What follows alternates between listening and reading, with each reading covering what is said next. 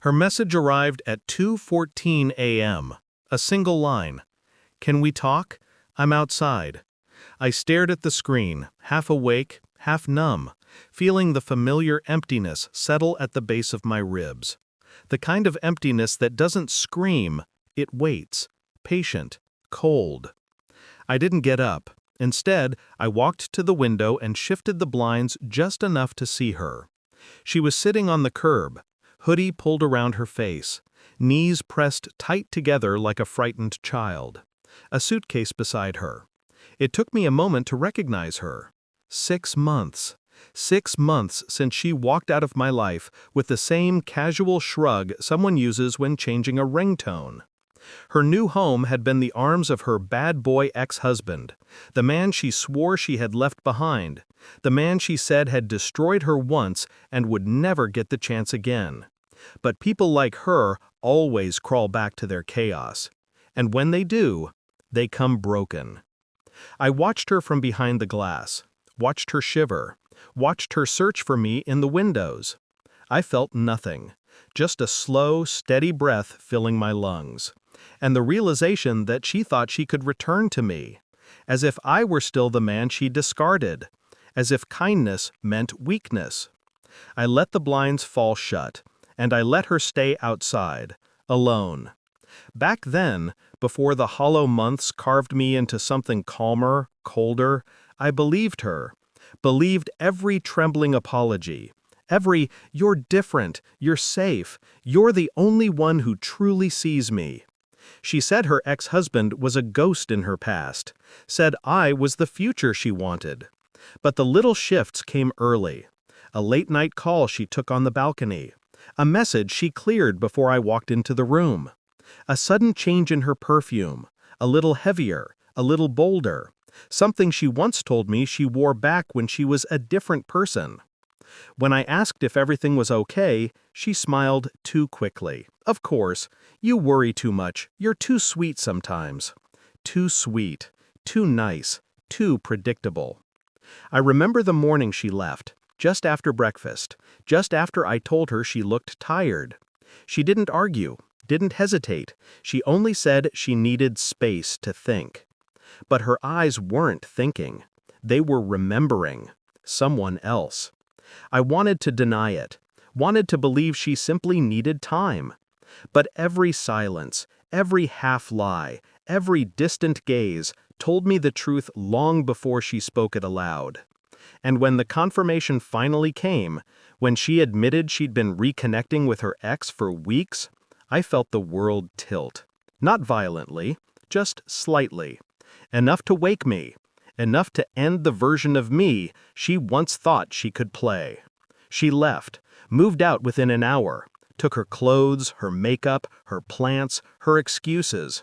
And yet, I didn't chase her. No calls, no begging, no self-destruction. Only observation. Quiet, focused, detached. I watched from the shadows of silence. Her social media went dark, clear sign of chaos.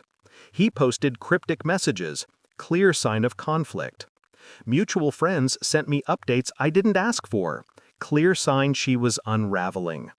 But the real confirmation came through paperwork, financial filings, shared accounts she forgot to unlink, a loan inquiry in her name with his address. She wasn't living a dream. She was funding a disaster. Meanwhile, I rebuilt my life with an almost surgical precision, moved to a better apartment, got promoted, bought the car she once said didn't match my personality. Funny how confidence changes color. I didn't stalk her. I didn't obsess. I simply waited. Because people who leave for chaos always return from the fire, expecting the person they betrayed to be standing there with a bucket of water. I wasn't. I was holding a match. Her downfall arrived in fragments. A message from a mutual friend. They broke up again. Another. He kicked her out. She has nowhere to stay. Then the final piece. A quiet call from her sister, voice brittle with exhaustion. "She should have stayed with you. You were good to her." I didn't respond. Didn't need to. The truth had already done its work. When she showed up at my building 6 months later, I recognized the look in her eyes immediately. The look of someone who thought the door would still open. I walked outside, slow, calm steps. She stood when she saw me. Her lips trembled. I made a mistake. I nodded once. Not in agreement, in acknowledgement. Because mistakes have consequences. I just need a place to stay tonight, she whispered. Her voice wasn't the confident, manipulative tone she used to get what she wanted. It was small, cracked, desperate. I looked at her suitcase, at her shoes worn thin, at the hoodie that didn't belong to her. Then I looked at her, truly looked, and realized something chilling. She didn't come back because she loved me. She came back because I was safe, predictable, nice. The fallback plan. I let silence stretch between us, sharp, cold, suffocating. Then I said the only words she deserved. You left the version of me who would have helped you. Her face crumpled. You can't be serious. I have nowhere. You had somewhere, I interrupted. You preferred the chaos. She shook her head violently. He lied. He used me. You thought I'd still be waiting. Her breath hitched. I stepped back, not out of fear, but out of finality.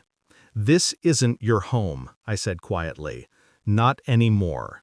The door clicked shut behind me with a cold, final note. Her knocking didn't follow, only silence. People assume revenge is loud. It isn't. It's the silence after a door closes, the life rebuilt without them, the truth they finally face alone. I stood by the window again, watching her walk away, dragging the suitcase that once wheeled into my home with the confidence of someone who believed they owned my future.